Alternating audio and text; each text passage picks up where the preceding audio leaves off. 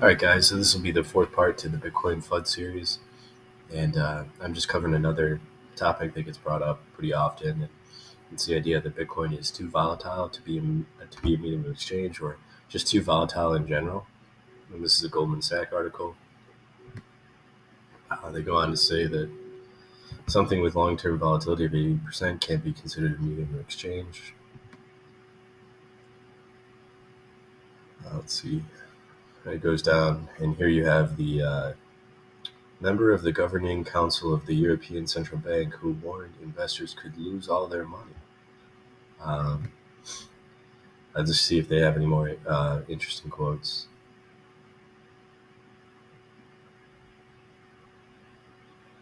Yeah, I mean, that basically sums it up. But, you know, this idea that Bitcoin is too volatile is sort of based on the idea that it's almost based in a historic idea that like volatility is a bad thing. Um, we're entering the exponential age, where everything is moving into the digital realm, and things, the economy is consistently becoming more digital. Everybody's life and social interaction is becoming more digital.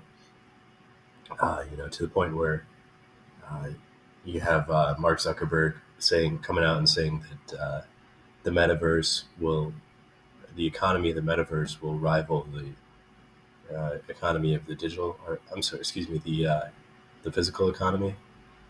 Now, whatever you think of Mark Zuckerberg, um, that's not the point. The point is that he has identified something that is happening, and a future that, you know, only people who spend their life looking at that thing would know necessarily before other people.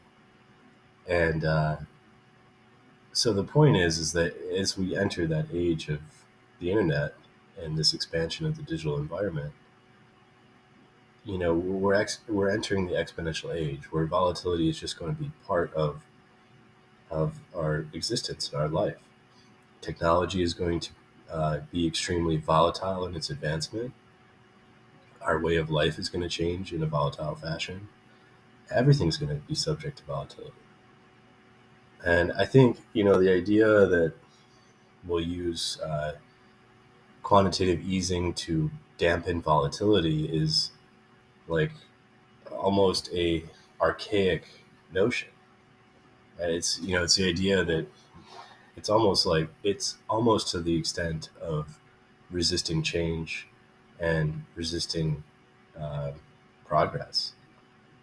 And really, volatility is a feature of Bitcoin, and it's not a bug. It's a feature, not a bug. And if you think about it, Bitcoin is competing to be the store of wealth for the entire world. So that's only going to play out in a volatile fashion.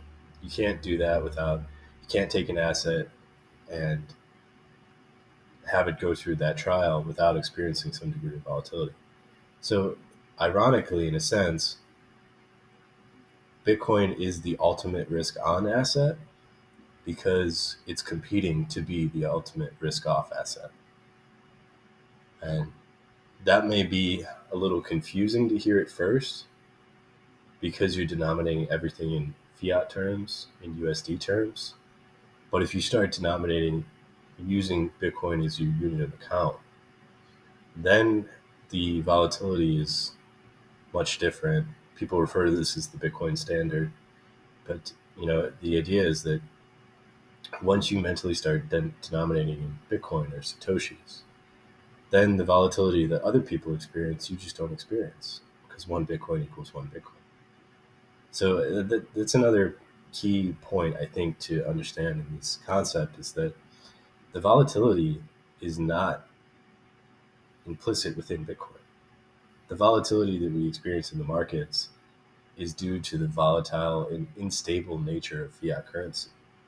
I think it's like with their quantitative easing, the financial system is like a dam that's cracking, right? And quantitative easing is plugging each hole as it cracks.